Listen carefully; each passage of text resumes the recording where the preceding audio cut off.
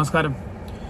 ഇപ്പോൾ നമ്മളിങ്ങനെ വാർത്തയിൽ മുഴുവൻ ഷാങ്ഹായ് കോർപ്പറേഷൻ ഓർഗനൈസേഷൻ ഉച്ചകോടി അല്ലേ, അതുമായിട്ട് ബന്ധപ്പെട്ട ചറപറ വാർത്തകളാണ്. മോദിയും പുത്തിനും ഷീ ജിൻപിങ്ങും കൂടെ ഷെയ്ക്ക് ഹാൻഡ് കൊടുക്കുന്നതും അങ്ങോട്ടും ഇങ്ങോട്ടും സംസാരിക്കുന്നതും ചിരിക്കുന്നതും നവാസ് ഷെരീഫിനെ സൈഡിലോട്ട് മാറ്റി നിർത്തിയിട്ട് മൈൻഡ് ചെയ്യാതെ നിർത്തുന്നതും ഇങ്ങനെയുള്ള ഒരുപാട് ചിത്രങ്ങളും കാര്യങ്ങളും നമ്മൾ കണ്ടു. അപ്പോൾ ഇതിൻ്റെയൊക്കെ സിഗ്നിഫിക്കൻസ് എന്താണ്? ഈ കഴിഞ്ഞ ഒരു മാസം അല്ലെങ്കിൽ 2 മാസം അല്ലെങ്കിൽ പോട്ടെ, നമുക്ക് ജൂൺ അവസാനം തൊട്ട് സംഭവിച്ച കാര്യങ്ങളുടെ തുടർച്ചയായിട്ടാണ് ഇതിൻ്റെ ഒരു സംഭവിക്കാനുണ്ടായ കാരണം നമ്മൾ മനസ്സിലാക്കണം. നമുക്കറിയാം, ഓപ്പറേഷൻ സിന്ദൂറിന് ശേഷമാണ് ട്രംപിന് ഈ പ്രശ്നം തുടങ്ങിയത്. അപ്പോൾ പ്രധാനമായിട്ട് ഇപ്പോൾ പറയുന്നത്, നമ്മൾ റഷ്യയുടെ കയ്യിൽ നിന്ന് എണ്ണ വാങ്ങുന്നതിൻ്റെ അനുസരിച്ച് നമ്മൾ റഷ്യക്ക് പൈസ കൊടുക്കുന്നു. ആ പൈസ ഉപയോഗിച്ച് റഷ്യ അവരുടെ ആയുധ നിർമ്മാണവും മറ്റു തരത്തിലുള്ള പരിപാടികളൊക്കെ ചെയ്തിട്ട് യുക്രൈൻ്റെ മേൽ യുദ്ധം ചെയ്യുന്നു. അതുകൊണ്ട് നമ്മൾ ഇൻഡയറക്റ്റ്ലി നമ്മളിതിന് റെസ്പോൺസിബിളാണ് ഇന്ത്യ. ഇതിന്റെ പുറമെ ഇപ്പോൾ വേറൊരെണ്ണം കണ്ടുപിടിച്ചിരിക്കുന്നത് എന്താണെന്ന് വെച്ചിട്ടുണ്ടെങ്കിൽ, നമ്മൾ റഷ്യയിൽ നിന്ന് ചീപ്പ് ഓയിൽ വാങ്ങുന്നുവെന്ന് മാത്രമല്ല, നമ്മുടെ റിഫൈനറികളിൽ ഇപ്പോൾ ക്രൂഡായിട്ടാണല്ലോ എടുക്കുന്നത്, അത് റിഫൈൻ ചെയ്തതിന് ശേഷം വളരെ കൂടിയ വിലയ്ക്ക് നമ്മൾ യൂറോപ്പിനും അമേരിക്കയ്ക്കും വിൽക്കുകയും അമേരിക്ക വാങ്ങുന്ന പൈസ കൊണ്ട് നമ്മളെ ലാഭം ഉണ്ടാക്കുമല്ലോ. ഈ ലാഭം എടുത്ത് നമ്മൾ റഷ്യയിൽ കൊടുത്തിട്ട് വീണ്ടും ഈ സൈക്കിൾ തുടരുന്നു എന്നാണ് പറയുന്നത്. ഇതിൻ്റെ ഏറ്റവും ബേസിക്കലി ഉള്ളൊരു വിരോധാഭാസം എന്താണെന്ന് വെച്ച് കഴിഞ്ഞാൽ, യുറേനിയം പോലുള്ള വസ്തുക്കളുടെ ഇമ്പോർട്ട് നമ്മൾ എടുത്ത് നോക്കിക്കഴിഞ്ഞാൽ അമേരിക്ക ഇപ്പോഴും വാങ്ങുന്നുണ്ട്. നാച്ചുറൽ ഗ്യാസിൽ ഇപ്പോഴും റഷ്യയിൽ ഡിപ്പെൻഡൻ്റ് ആണ് യൂറോപ്പ്. അതായത് യൂറോപ്പിനാണല്ലോ ഏറ്റവും കൂടുതൽ കൺസേൺ ഉള്ളത് ഈ യുദ്ധത്തിൽ. അപ്പോൾ ഇതൊന്നും പ്രശ്നമല്ലാതെ പെട്ടെന്ന് ഇന്ത്യയുടെ പുറത്തോട്ട് വരികയാണ് എല്ലാ കാര്യങ്ങളും. ഇത് ഒരു സുപ്രഭാതത്തിൽ ഇന്ത്യയുടെ പുറത്തോട്ട് വരുന്ന ഒരു വസ്തുതയല്ല എന്ന് നിങ്ങൾ മനസ്സിലാക്കണം. വെസ്റ്റേൺ സിവിലൈസേഷൻ എന്ന് നമ്മൾ പാടിപ്പോഴ്ത്തുന്ന ഒരു സിവിലൈസേഷൻ, അതായത് എനിക്കിപ്പോൾ 28 വയസ്സുണ്ട്. ഞാൻ 1997 ജനിച്ച ആളാണ്. എൻ്റെ അതേ കണ്ടംപററീസും ഈ കാലഘട്ടത്തിൽ വളർന്ന നമ്മളൊക്കെ മൻമോഹൻ സിംഗിൻ്റെ കാലത്ത് ആണവ കരാറും ഇതൊക്കെ കണ്ട് വളർന്ന ആൾക്കാരാണ്. നമുക്ക് അമേരിക്കയെക്കുറിച്ചുള്ളൊരു ഇമേജ് ഉണ്ട്. ബിൻ ലാദനെ പിടിച്ച അമേരിക്ക, ഐസിസിനെ തകർത്ത അമേരിക്ക, മിഡിൽ ഈസ്റ്റിലെ പ്രശ്നങ്ങളെ സോൾവ് ചെയ്യുന്ന അമേരിക്ക, ഇങ്ങനെയുള്ള ഒരുപാട് കോൺസെപ്ഷൻസ് ഉണ്ട് നമുക്ക് അമേരിക്കയെക്കുറിച്ച്. ഇതിൽ ഒക്കെ അടങ്ങിയിട്ടുള്ള നമ്മൾ ഇതുവരെ കാണാത്ത ഒരു അമേരിക്കയുടെ ഒരു സൈഡാണ് നമ്മൾ ഇപ്പം കാണുന്നത്. എന്നും അമേരിക്കയുടെ കയ്യിൽ ഉണ്ടായിരുന്നു ഇത്. 1971 ഇന്ദിരാഗാന്ധി ഭരിച്ചിരുന്നപ്പോഴും ഇതുണ്ടായിരുന്നു. അതിനുശേഷമുള്ള നമ്മൾ ആണവ പരീക്ഷണങ്ങൾ നടത്തിയപ്പോൾ ക്ലിൻ്റൺ നമ്മളെ വരട്ടിയ സമയത്തുള്ള അമേരിക്കയ്ക്കും ഈ മുഖം ഉണ്ടായിരുന്നു. പക്ഷേ നമ്മൾ ഇതിൻ്റെ ഇങ്ങനത്തെ ഒരു മുഖം നമ്മുടെ ജനറേഷൻ, അതായത് എൻ്റെ പ്രായത്തിലുള്ള ഒരു 30 വയസ്സിൽ താഴെ ഉള്ള ആൾക്കാർ കാണുന്നത് ഇപ്പോഴാണ് എന്നുള്ളതാണ് ഇതിൻ്റെ ഒരു പ്രത്യേകത. അപ്പോൾ ഈ ഒരു മുഖം, അമേരിക്കയുടെ മുഖം എന്താണെന്ന് വെച്ച് കഴിഞ്ഞാൽ, ലോകത്ത് അമേരിക്കയുടെ പദ്ധതിയിൽ നടക്കുന്ന കാര്യങ്ങളൊക്കെ നടപ്പിലാവാതെ വരുമ്പോൾ അമേരിക്കയ്ക്ക് പഴിചാരാൻ ഒരു ജനസമൂഹം അല്ലെങ്കിൽ ഒരു ഭരണകൂടം അല്ലെങ്കിൽ ഒരു രാജ്യം ഒക്കെ എപ്പോഴും വേണം. ഇറാഖ് കുവൈറ്റിൽ പോയി യുദ്ധം ചെയ്തപ്പോൾ ഇറാഖിൽ വെപ്പൺസ് ഓഫ് മാസ് ഡിസ്ട്രക്ഷൻസ് ഉണ്ട് എന്ന് പറഞ്ഞുകൊണ്ട് ഇറാഖിനെ തച്ച് തകർത്തതും, ലിബിയയിൽ പോയിട്ട് പണി ചെയ്തതും എന്തിനു പറയുന്നു. ഇപ്പം നമ്മുടെ പുത്തിൻ, അദ്ദേഹം ഇത്രയും നാൾ ഭരിക്കാൻ കാരണം തന്നെ അദ്ദേഹത്തിൻ്റെ ഒരു കഴിവും അമേരിക്കയുടെ ഈ പറഞ്ഞ പോലെ അധിനിവേശത്തിന് വേണ്ടി അവർ ശ്രമിക്കുന്ന അവരുടെ ഡീപ് സ്റ്റേറ്റ് ഒരു സമൂഹത്തിൽ വിതയ്ക്കാൻ നോക്കുന്ന വിഷങ്ങൾക്കെതിരെ കറക്റ്റായിട്ട് പ്രൊട്ടക്റ്റ് ചെയ്ത് നിന്നതുകൊണ്ടാണ്. അങ്ങനെ പ്രൊട്ടക്റ്റ് ചെയ്ത് നിൽക്കുമ്പോൾ ഒരുപാട് കാര്യങ്ങൾ വില കൊടുക്കേണ്ടി വരും. ജനാധിപത്യം വില കൊടുക്കേണ്ടി വരും, ലിബറലിസം വില കൊടുക്കേണ്ടി വരും, നമ്മൾ ടെക്സ്റ്റ് ബുക്കിൽ പഠിച്ച ഒരുപാട് മൂല്യങ്ങൾ വില കൊടുക്കേണ്ടി വരും. എന്തുകൊണ്ട് വില കൊടുക്കേണ്ടി വരും? കാരണം ഈ മൂല്യങ്ങളെയൊക്കെ കറക്റ്റായിട്ട് നിർവചിക്കുന്നതും ഇത് ഇന്നതാണെന്ന് ഡിഫൈൻ ചെയ്യുന്നതും അമേരിക്കയും വെസ്റ്റേൺ പവേഴ്സുമാണ്. മനസ്സിലായില്ലേ? അവർ നിർണ്ണയിക്കുന്ന ചില പ്ലേ ബുക്കുകളിൽ എല്ലാ രാജ്യങ്ങളും അതുപോലെ നിന്ന് കളിക്കണം. അങ്ങനെ കളിച്ചാൽ അവർക്കൊരു കുഴപ്പമില്ല. ഡോളർ പവർഫുൾ ആയിരിക്കുന്നവരൊരു കുഴപ്പമില്ല, എല്ലാവരും പെട്രോൾ ഡോളർ ഉപയോഗിച്ച് മേടിക്കുന്നവരൊരു കുഴപ്പമില്ല. അത് അല്ലാതെ ഒരു രാജ്യം സ്വന്തമായിട്ട് ബുദ്ധിയും യുക്തിയും ഉപയോഗിച്ച് അതിൻ്റെ ഉന്നമനത്തിന് വേണ്ടി ശ്രമിച്ചാൽ സാങ്ഷൻസിലൂടെയും മറ്റു പല ഉപകരണങ്ങളിലൂടെയും അതിനെ നീരാളിപ്പിടുത്തം പിടിക്കാനും ശ്വാസം മുട്ടിച്ച് കൊല്ലാനും അമേരിക്കയ്ക്ക് ഒരു മടിയില്ല. ഇത് നമ്മൾ വളരെ സേഫ് ആയിട്ടുള്ള ഒരു രീതിയിലായിരുന്നു ഇത്രയും നാൾ കളിച്ചുകൊണ്ടിരുന്നത്. ഇപ്പോൾ അണുബോംബ് പൊട്ടിച്ചതിന് നമ്മുടെ മേത്ത് സാങ്ഷൻസ് കൊണ്ടുവരുന്ന അവസ്ഥയിൽ നിന്ന് മൻമോഹൻ സിംഗിന്റെ സമയത്ത് ആണവ കരാർ ഒപ്പിടുന്ന അവസ്ഥയിലോട്ട് വരെ എത്തി. നമുക്കിപ്പോൾ ഓർമ്മയുണ്ട്, എനിക്കൊക്കെ ഓർമ്മയുണ്ട്, ഞാൻ സ്കൂളിൽ പോകുമ്പോൾ എപ്പോഴും ബസ് സ്റ്റാൻഡിലും അവിടെ ഇവിടെയൊക്കെ ചില പോസ്റ്റർ കാണും, ആണവ കരാർ അറബിക്കടലിൽ എന്നൊക്കെ പറഞ്ഞിട്ടൊരു പോസ്റ്ററൊക്കെ കാണുന്ന ഓർമ്മയൊക്കെ എനിക്കുണ്ട്. പിന്നെ കുറച്ച് വളർന്നപ്പോഴാണ് ഈ അടുത്തായിട്ടാണ് ആണവ കരാറിനൊക്കെ കുറിച്ച് കൂടുതൽ വായിക്കാൻ പറ്റിയത്. എങ്ങനെയാണ് അത് എത്തിപ്പെട്ടത്, അതിൽ പെയിൻസ്റ്റേക്കിംഗ് ഡിപ്ലോമസി എന്ന് പറയുന്നുണ്ട് ഇപ്പോൾ അമേരിക്കയിലെ ആൾക്കാർ. അത്രയും വർഷത്തെ ട്രസ്റ്റ് ഡെഫിസിറ്റ് അമേരിക്ക ഇന്ത്യയും തമ്മിൽ ഉണ്ടായിരുന്നു, വിശ്വാസക്കുറവ്. ആ വിശ്വാസക്കുറവിനെയൊക്കെ മാറ്റിക്കൊണ്ട് അമേരിക്കയിലെയും ഇന്ത്യയിലെയും ഡിപ്ലോമാറ്റ്സും തുടർച്ചയായിട്ടുള്ള രാഷ്ട്രീയം, ഇപ്പോൾ ഒരു UPA BJP അങ്ങനെയൊന്നുമല്ല കേട്ടോ, തുടർച്ചയായിട്ട് വന്നു. ഇപ്പോൾ വാജ്പേയിയുടെ കാലത്തു നിന്നുള്ള കണ്ടിന്യൂറ്റി എടുത്ത് UPA 1 UPA 2 അതിൻ്റെ തന്നെ കണ്ടിന്യൂവേഷൻ മോദി 1 2 ഒക്കെ ചെയ്തിരുന്നു. അതൊരു രാഷ്ട്രീയ നേതൃമാറ്റത്തിന് അപ്പുറത്തേക്ക് ഉണ്ടായിരുന്നൊരു പോളിസിയാണ്. അത്രയും സമയം എടുത്തു ആ ട്രസ്റ്റ് ഡെവലപ്പ് ആവാൻ. അതൊക്കെയാണ് ഇപ്പോൾ ഒറ്റ ദിവസം കൊണ്ട് നമ്മുടെ ട്രംപ് ആശാൻ തീർത്തിരിക്കുന്നത്. എന്തിൻ്റെ പേരിൽ എന്ന് വെച്ച് കഴിഞ്ഞാൽ നമ്മളിതിനെ 2-3 ആംഗിളിൽ കാണണം. ഒന്ന്, പാകിസ്ഥാൻ അവർ നടത്തിയ ലോബിയിങ് വൈറ്റ് ഹൗസിൽ. കാരണം ഇതിൻ്റെ എക്സാക്ട് ഡീറ്റെയിൽസ് ഇപ്പോൾ എൻ്റെ പേപ്പറും കാര്യങ്ങളൊന്നുമില്ല, ഞാനത് വേറൊരു വീഡിയോയിൽ നിങ്ങൾക്ക് എക്സ്പ്ലെയിൻ ചെയ്തു തരാം. പാകിസ്ഥാൻ്റെ ഫോറിൻ മിനിസ്റ്ററുടെ ബന്ധത്തിലുള്ള ചില ആൾക്കാർ വളരെ വൻതോതിൽ ക്രിപ്റ്റോ കറൻസി, ബിറ്റ്കോയിൻ, ആ മേഖല, ബിറ്റ്കോയിനും അല്ലാതെ ക്രിപ്റ്റോ കറൻസിയും മറ്റു പല ഡെറിവേറ്റീവ്സും ഉള്ള ഇൻവെസ്റ്റ്മെൻറ്റുകൾ നടത്തുന്ന പല ബിസിനസ്സുകളും നടത്തുന്നുണ്ട്. ഇതേ ബിസിനസ്സുകളിൽ ട്രംപിൻ്റെ ഫാമിലിയിൽ നിന്നുള്ള ചില ആൾക്കാരും പങ്കാളികളാണ്. ഞാൻ പറഞ്ഞല്ലോ, ഞാൻ ഇതിൻ്റെ വെറുതെ വായിൽ ഇട്ട് പൊട്ടിക്കുന്ന പോലെയല്ല, വായുവിൽ ഇട്ട് പൊട്ടിക്കുന്ന പോലെയല്ല, ഞാൻ ഇതിൻ്റെ കറക്റ്റായിട്ടുള്ള ഡീറ്റെയിൽസ് ഞാൻ നിങ്ങൾക്ക് പറഞ്ഞുതരാം. ഇപ്പോൾ പ്രത്യേകിച്ച് ഇതൊരു വളരെ ജിയോ പൊളിറ്റിക്കലി ഇൻട്രസ്റ്റിംഗ് ഒരു അറ്റ്മോസ്ഫിയർ ആയതുകൊണ്ടാണ് ഞാൻ പെട്ടെന്നൊരു വീഡിയോ ഇടാമെന്ന് തീരുമാനിച്ചത്. അപ്പോൾ ഇതൊരു കാര്യം. അങ്ങനെ ബിറ്റ്കോയിനിൽ പാകിസ്ഥാനിന് ഇൻട്രസ്റ്റ് ഉള്ളത് കൊണ്ട് ട്രംപ് എന്ന് പറഞ്ഞ ആളെന്ന് വെച്ചാൽ ജസ്റ്റ് ഒരു ന്യൂയോർക്ക് ബിസിനസ്മാൻ ആണ്. അദ്ദേഹം ഒരു ടെക്സ്റ്റ് ബുക്ക് രാഷ്ട്രീയക്കാരനൊന്നുമല്ല. നമുക്കൊക്കെ അറിയുന്ന പോലെ അദ്ദേഹം ന്യൂയോർക്കിലൊരു റിയൽ എസ്റ്റേറ്റുകാരനാണ്. പുള്ളിയുടെ മറ്റേ ആർട്ട് ഓഫ് ദ ഡീലൊക്കെ വായിച്ചാൽ മനസ്സിലാവും. പുള്ളിയെ സംബന്ധിച്ച് അമേരിക്കൻ കോൺസ്റ്റിറ്റ്യൂഷൻ അനുസരിച്ച് ഇനിയൊരു ടേം കൂടെ പുള്ളിക്ക് മത്സരിക്കാൻ പറ്റില്ല. ഇത് പുള്ളിയുടെ ലാസ്റ്റ് ടേമാണ്. അപ്പോൾ മാക്സിമം പൈസ ഉണ്ടാക്കുക, ബിസിനസ് വളർത്തുക. ഇനിയിപ്പോൾ മക്കളും മരുമക്കളും അവരുടെ കുറേ ജാരഡ് കൃഷ്ണർ എന്നൊക്കെ പറഞ്ഞൊരുത്തനൊക്കെ ഉണ്ട്, അവരുടെ കുറേ പരിവാരങ്ങളൊക്കെ ആയിട്ട് കുറച്ച് സംഭവങ്ങളുണ്ടല്ലോ, അവരെ ഒന്ന് സെറ്റാക്കുക, ഫൈനാൻഷ്യലി ഒന്ന് സെറ്റാക്കുക എന്നൊക്കെ ഉള്ളതായിരിക്കും പുള്ളിയുടെ മൈൻഡിൽ.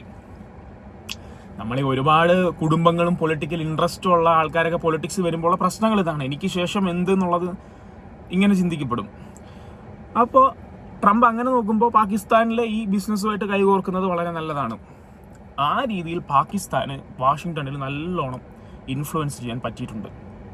അത് ഇന്ത്യയുടെ ഒരു ഇത് നേരെ മുൻകൂട്ടി കണ്ട്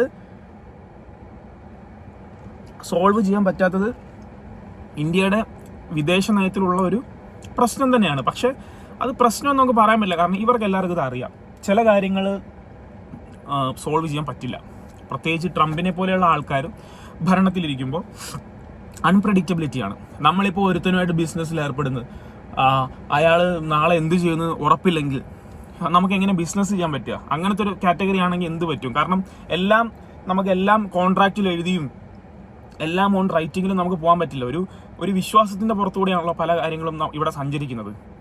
ഒരു പരസ്പര വിശ്വാസത്തിൻ്റെ ശക്തി ഉണ്ടെങ്കിൽ ബിസിനസ്സും ട്രേഡും സ്റ്റേറ്റ്സ്മാൻഷിപ്പും ഒക്കെ നടക്കുകയുള്ളൂ. അത് വേണം. അതുകൊണ്ടാണ് പല നേതാക്കളും രാഷ്ട്രീയമായിട്ടുള്ള ബന്ധങ്ങളെക്കാൾ ഉപരി പേഴ്സണൽ ബന്ധങ്ങൾക്ക് വില കൽപ്പിക്കുന്നത്. അപ്പോൾ നമുക്കവരെ കുറ്റം പറയാൻ പറ്റില്ല. കാരണം ട്രംപ് എന്ന് പറഞ്ഞ ആൾ നാളെ എന്ത് ചെയ്യുന്നു, ഇന്ന് എന്ത് ചെയ്യുന്നു എന്നൊന്നും നമുക്ക് പറയാൻ പറ്റില്ല. അതൊരു പുള്ളി സ്വീകരിച്ചിരിക്കുന്ന ഒരു ഡോക്ടറിനാണത്. പുള്ളിയുടെ ഒരു ആശയം അതാണ്.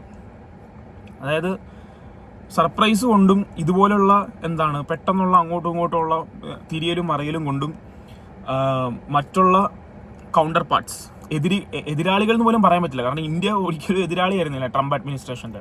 ട്രംപ് ഫസ്റ്റ് അഡ്മിനിസ്ട്രേഷനിൽ നമ്മൾ കണ്ടതാണ് നരേന്ദ്രമോദി ടെക്സസിൽ പോയിട്ട് ഹൗഡി മോഡി എന്നുള്ള പരിപാടിയിൽ കുറച്ച് നമ്മൾ രാഷ്ട്രീയമായിട്ട് സപ്പോർട്ട് ചെയ്ത് കൂടെ സംസാരിച്ചത്. അതിൻ്റെ പ്രധാനപ്പെട്ട ഒരു കാര്യം, അതിൻ്റെ ഒരുപാട് ഉപയോഗം അമേരിക്കയിലെ ഇന്ത്യൻ ഡയസ്പോറയ്ക്ക് കിട്ടിയിട്ടില്ല എന്ന് പറയാൻ പറ്റില്ല. കാരണം ട്രംപിൻ്റെ സെക്കൻഡ് അഡ്മിനിസ്ട്രേഷനിൽ, അതായത് ഇപ്പോൾ ഓടിക്കൊണ്ടിരിക്കുന്ന ട്രംപ് ഭരണത്തിൽ FBI ഡയറക്ടർ ആകാശ് പട്ടേലാണ്. അതുപോലെ തന്നെ AI ഡെവലപ്പ് ചെയ്യുന്നത്, അതായത് ഗവൺമെൻറ് ഭരണത്തിൽ AI ഡെവലപ്ഡ് സിസ്റ്റംസ് അതിൻ്റെ പോളിസി ഫ്രെയിംവർക്ക് ചെയ്യുന്നൊരു ബോഡിയുണ്ട്. അതിലും ഒരു ഇന്ത്യക്കാരനാണ്. പുള്ളിയുടെ പേര് ഞാൻ കറക്റ്റ് ഓർക്കുന്നില്ല. ഇപ്പോൾ എന്തോ ഒരു ഒരു ഇന്ത്യക്കാരനാണ്. ഞാനത് ഈ പറഞ്ഞ പോലെ ഞാൻ നിങ്ങൾക്ക് കമൻറ്റിൽ ഡീറ്റെയിൽ ചെയ്യാം. എനിക്ക് പെട്ടെന്ന് പുള്ളിയുടെ മുഖം മാത്രമേ ഓർമ്മയുള്ളൂ, പേരെടുക്കാൻ പറ്റില്ല. അതുപോലെ തന്നെ ഒരുപാട് ഇന്ത്യൻ ബേസ്ഡ് ആയിട്ടുള്ള ആൾക്കാർ ട്രംപിൻ്റെ അഡ്മിനിസ്ട്രേഷനിലുണ്ട്. അതിൻ്റെ പ്രധാനപ്പെട്ട ഒരു കാരണം അന്ന് നടന്ന രാഷ്ട്രീയമായിട്ടുള്ള സപ്പോർട്ടിംഗ് ആണ്. ഇന്ത്യൻ ഡയസ്പോറ അങ്ങേർക്ക് വേണ്ടി വോട്ട് ചെയ്തതാണ്. അതൊക്കെ ഒരു ഫാക്റ്റാണ്. അപ്പോൾ നമ്മൾ ട്രംപിൻ്റെ സൈക്കോളജി മനസ്സിലാക്കുമ്പോൾ ഇങ്ങനെ മനസ്സിലാക്കണം. 24 മണിക്കൂറും ട്വിറ്ററിൽ കയറിയിരുന്ന് പല പല പല പല പോസ്റ്റുകൾ ഇന്ത്യക്കെതിരെ ഇടുക, ഇന്ത്യയുടെ ട്രേഡ് പോളിസിയെക്കുറിച്ച് ഇടുക, ഇന്ത്യയുടെ ഫോറിൻ പോളിസിയെക്കുറിച്ച് കുറ്റം പറയുക, അതുപോലെ തന്നെ ഇന്ത്യ ഡെഡ് എക്കണോമിയാന്ന് പറയുക, ഇന്ത്യയും റഷ്യയും. ഇതൊക്കെ ചെയ്യുമ്പോൾ ഒരു സൈഡിൽ അത് ചെയ്യുകയും ഒരു സൈഡിൽ തൻ്റെ ഇന്റേണൽ ഭരണത്തിൽ കീ ആയിട്ടുള്ള പൊസിഷൻസിലൊക്കെ FBI ഡയറക്ടർ എന്നൊക്കെ പറഞ്ഞ വലിയ പോസ്റ്റാണ്. പുള്ളിക്ക് രാഷ്ട്രീയപരമായിട്ട് ആരെങ്കിലും അമേരിക്കയിൽ ഒന്ന് തോണ്ടണം എന്നൊക്കെ ഉണ്ടെങ്കിൽ പറ്റിയ ഒരു ആയുധമാണ് FBI. അപ്പോൾ ഈ ഒരു വൈരുദ്ധ്യങ്ങളൊക്കെ നിലനിൽക്കുന്നുണ്ട്. പക്ഷെ നമ്മൾ ഇന്ത്യക്കാരെ സംബന്ധിച്ച് നമുക്ക് അഭിമാനം, നമ്മളെ അധിക്ഷേപിക്കുക എന്നൊക്കെ പറഞ്ഞു കഴിഞ്ഞാൽ ബിഗ് ഡീലാണ്. അത് നമുക്ക് വെറുതെ വിട്ടുകൊടുക്കാൻ പറ്റില്ല. പക്ഷെ ട്രംപിനെ സംബന്ധിച്ച് അങ്ങനെയല്ല. ട്രംപിന് ഇറ്റ്സ് ഓൾ അബൌട്ട് ദ ബിസിനസ്സാണ് പുള്ളിക്കല്ല. അതുകൊണ്ട് നാളെ പെട്ടെന്ന് ഇന്ത്യയായിട്ട് വളരെ നല്ലൊരു ബന്ധം പോയിക്കൊണ്ടിരിക്കുക. പെട്ടെന്ന് പാകിസ്ഥാനിൽ നിന്ന് ഇങ്ങനെ ഒരു പ്രപ്പോസൽ വന്നു, okay it's A good deal, അതിൻ്റെ പുറകെ പോവാം എന്ന് പറയുമ്പോൾ അതിൻ്റെ പുറകിലുള്ള ഭവിഷ്യത്തുകളെ കുറിച്ചോ അതിൻ്റെ വാല് പിടിച്ച് ഇന്ത്യക്കെതിരെ ഇദ്ദേഹം തുപ്പാൻ പോകുന്ന കാര്യങ്ങൾ എത്തരത്തിൽ ഇന്ത്യക്കാരെ ബാധിക്കുമെന്നോ എന്നൊന്നും പുള്ളി അതിനെക്കുറിച്ചൊരു വ്യാകുലനേ അല്ല. ഓപ്പറേഷൻ സിന്ദൂർ കഴിഞ്ഞപ്പോൾ എന്താ പറഞ്ഞത്? ഞാനിവരെ രണ്ടുപേരെയും വിളിച്ചു, ഭയങ്കരമായ യുദ്ധമായിരുന്നു, അയ്യോ ഞാൻ രണ്ടുപേരെയും വിളിച്ചു, യുദ്ധം നിർത്താൻ പറഞ്ഞു, അല്ലെങ്കിൽ ഞാൻ നിങ്ങളോട് ട്രേഡ് ചെയ്യില്ല, അപ്പോൾ ഇവർ നിർത്തി. ആരും ഇതുവരെ ചെയ്തിട്ടില്ല. 1000ഓളം വർഷം പഴക്കമുള്ള വിഷയമാണ് കാശ്മീർ വിഷയം. 1000ഓളം വർഷം മുമ്പ് പഴക്കമുള്ള വിഷയമാണ് കാശ്മീർ വിഷയം എന്നൊക്കെ ആരെങ്കിലും പറയൂ? ഇല്ല. ഇവിടെ ഒരു 200-300 വർഷം മുമ്പ് തന്നെ ബ്രിട്ടൻ ഭരിക്കുകയും അതിനു മുമ്പ് മുഗളന്മാരിരിക്കുകയും അങ്ങനെയുള്ള അവസ്ഥയൊക്കെയായിരുന്നു കാശ്മീരിനെ സംബന്ധിച്ച്. കാശ്മീരിൽ പഞ്ചാബും ഇംഗ്ലീഷ് ഈസ്റ്റ് ഇന്ത്യ കമ്പനിയും തമ്മിലുള്ള യുദ്ധത്തിന് ശേഷം കാശ്മീരിലോട്ട് കുറേ പഞ്ചാബി റൂളേഴ്സിനെ അവർ അവരോധിക്കുകയും അവിടെ പിന്നെ അങ്ങനെ ഒരു കിങ്ഡം തന്നെ ഉണ്ടാവുകയും ഒക്കെ സ്വാതന്ത്ര്യത്തിൻ്റെ ആ സമയത്ത് എന്താ സംഭവിച്ചെന്നൊക്കെ നമുക്കറിയാം. കാശ്മീരിൽ ഇതിലെവിടെയാണ് ഇന്ത്യ പാകിസ്ഥാനും തമ്മിൽ 1000 വർഷമുള്ള പ്രശ്നം? 1000 വർഷം മുമ്പ് ഇതൊക്കെ ഒരു ഹിന്ദുസ്ഥാനം എന്ന് പറഞ്ഞൊരു വലിയൊരു സംഭവമായിരുന്നു മുഗളന്മാർ ഭരിച്ചിരുന്നത്.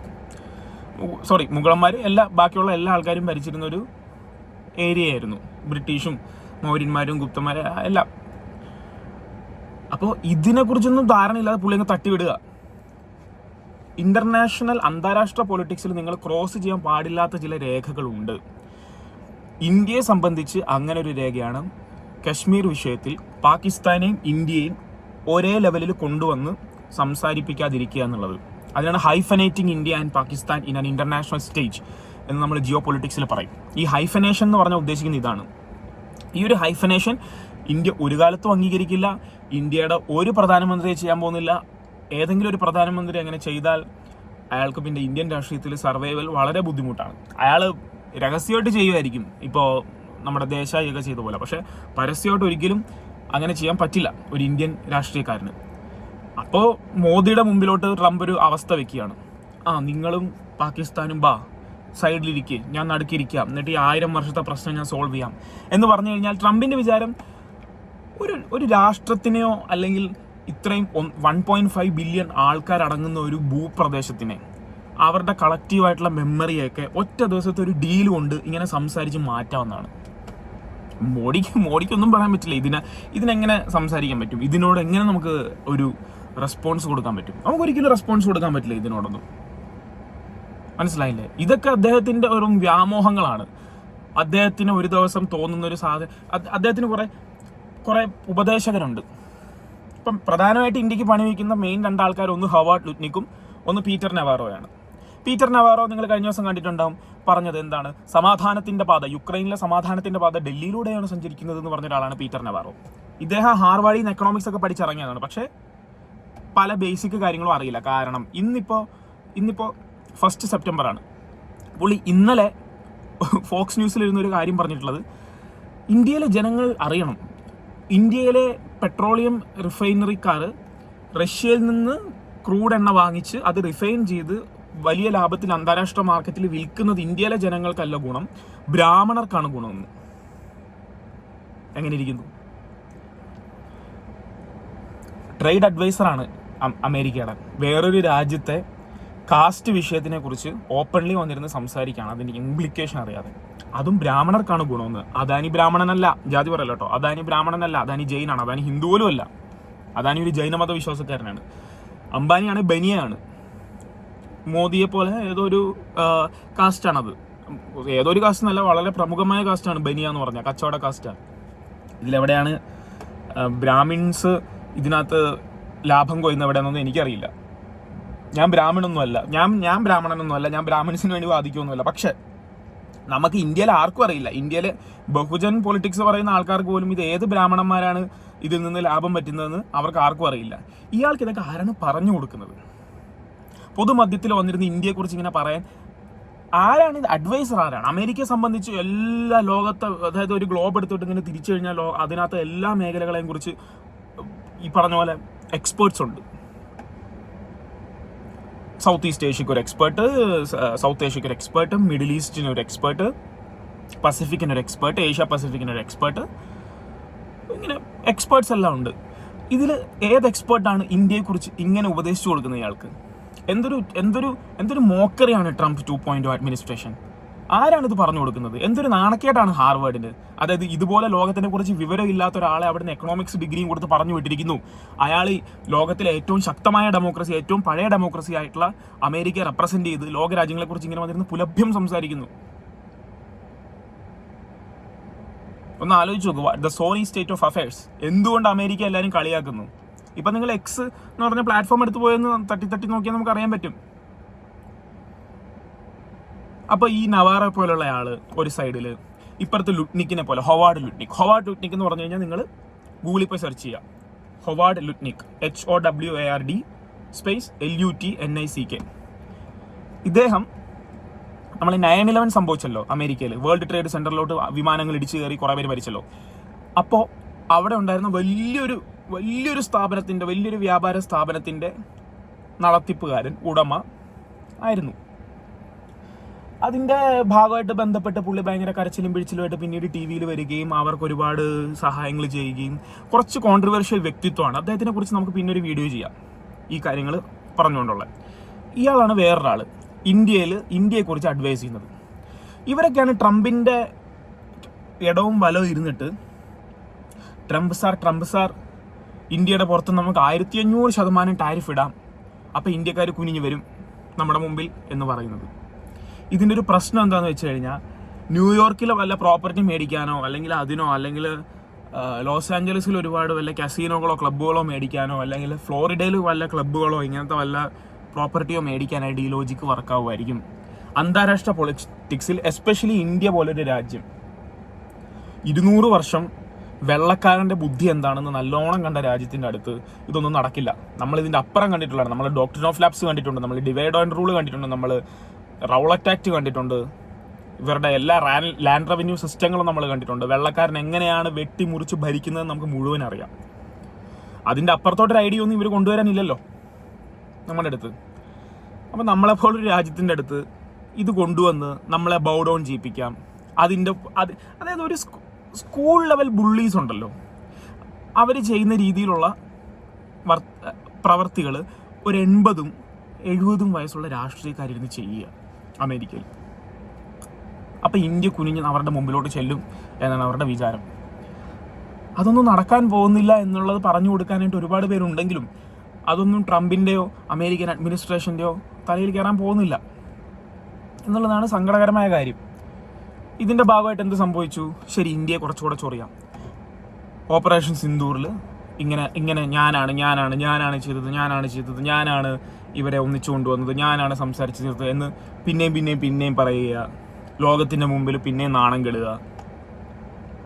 ഇതിൻ്റെ ഇടയിൽ കൂടെ ഒരുപാട് ഡീപ് സ്റ്റേറ്റ് പരിപാടികൾ നടത്താൻ നോക്കുക. അതിനെക്കുറിച്ച് നമുക്ക് വേറൊരു വീഡിയോയിൽ പറയാം.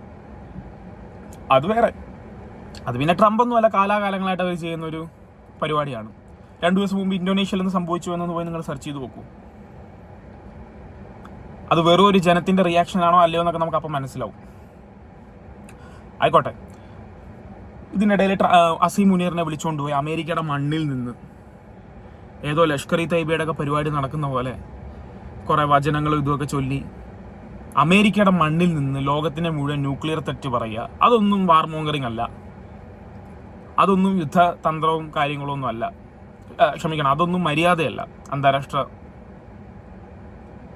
വേദിയിൽ.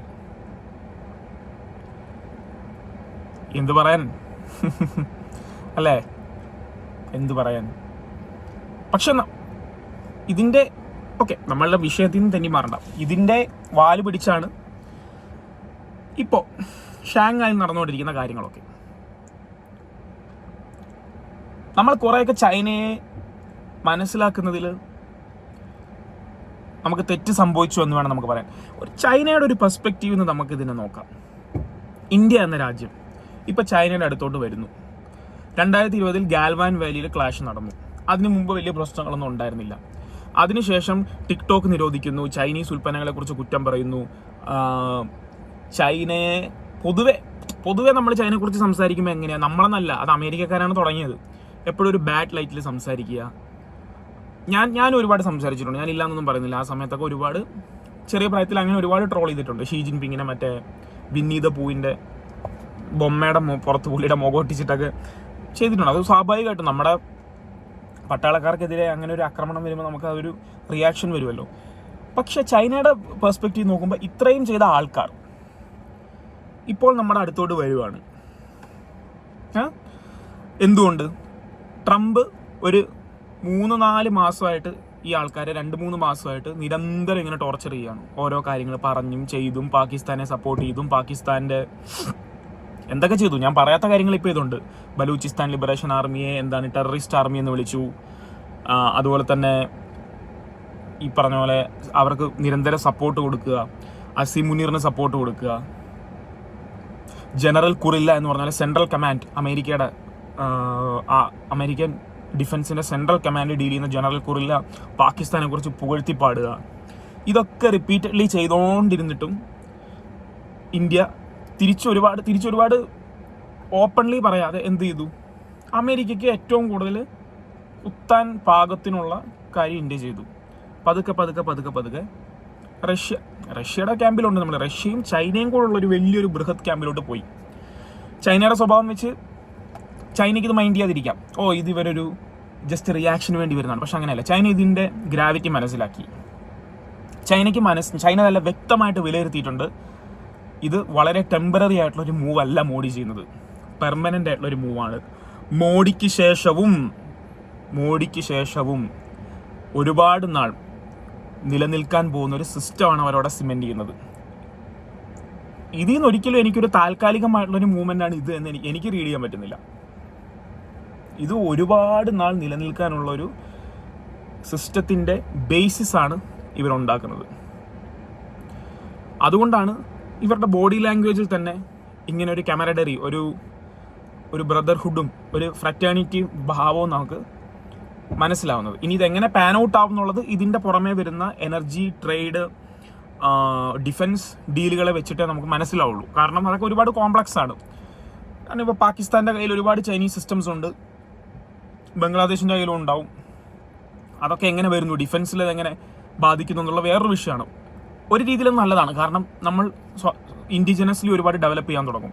ഇപ്പോൾ നമുക്കത് നമ്മൾ നേവിയിലും എയർഫോഴ്സിലും ഒക്കെ നമ്മളത് കാണുന്നുണ്ട്. നമുക്കത് അതിനെക്കുറിച്ച് വേറൊരു വീഡിയോയിൽ ചർച്ച ചെയ്യാം. സോ ബേസിക്കലി ഞാൻ പറഞ്ഞു വരുന്ന ഇതാണ്, ഇത് വളരെ സീരിയസ് ആയിട്ടുള്ളൊരു സമയമാണ് ഇൻ്റർനാഷണൽ ജിയോ പൊളിറ്റിക്സിൽ. 2025 സെപ്റ്റംബർ, ഓഗസ്റ്റ്, ഈ ഒരു സമയം എന്ന് പറഞ്ഞു കഴിഞ്ഞാൽ വേൾഡ് ഓർഡർ ചേഞ്ച് ചെയ്യാൻ തുടങ്ങുന്ന സമയമാണ്. ഇന്ത്യയിൽ സർക്കാർ മാറിയില്ലെങ്കിൽ ഇതിൻ്റെ ഇമ്പാക്റ്റ് കുറേ നാൾ ഉണ്ടാവും. ആൻഡ് മൈൻഡ് ഇറ്റ്, ഇന്ത്യയിൽ സർക്കാർ മാറുക എന്നുള്ളത് ചൈനയുടെ, റഷ്യയുടെ ഇൻട്രസ്റ്റുള്ള കാര്യമല്ല. കാരണം ഇന്ത്യയിൽ ഈ സർക്കാർ മാറിക്കഴിഞ്ഞാൽ അത് എന്തിനു വേണ്ടി മാറ്റുന്നു, ആര് മാറ്റുന്നു, ആരുടെ ഉപകാരത്തിന് വേണ്ടി മാറ്റുന്നു എന്ന് ചൈനയ്ക്കും റഷ്യയ്ക്കും നന്നായി അറിയാം. അതുകൊണ്ട് ഇന്ത്യയിലെ ആഭ്യന്തര രാഷ്ട്രീയത്തിൽ വരെ ഒരുപാട് കണ്ണുകൾ നട്ട് ഇപ്പോൾ ഒരുപാട് ആൾക്കാർ ലോകത്തിന് ചുറ്റും ഇരിക്കുന്നുണ്ട്. ഇന്ത്യ സെൻറ്റർ സ്പേസിലോട്ട് വരുന്നുണ്ട്. പക്ഷേ നമ്മുടെ ലക്ഷ്യം അവർ തമ്മിലുള്ള യുദ്ധത്തിനുള്ള കാര്യമൊന്നുമല്ല. നമ്മുടെ ലക്ഷ്യം നമ്മുടെ രാജ്യത്തിൻ്റെ ഉന്നമനം, നമ്മുടെ രാജ്യത്തിൻ്റെ സാമ്പത്തികമായ പുരോഗതി, നമ്മുടെ രാജ്യത്തിൻ്റെ ആത്മനിർഭരത ഇതാണ്. ഇത് അച്ചീവ് ചെയ്യാനായിട്ട് നമ്മൾ ഈ പോളിസി എങ്ങനെ മുന്നോട്ട് കൊണ്ടുപോകും എന്നുള്ളത് വരും നാളുകളിൽ നമുക്ക് കാണാം.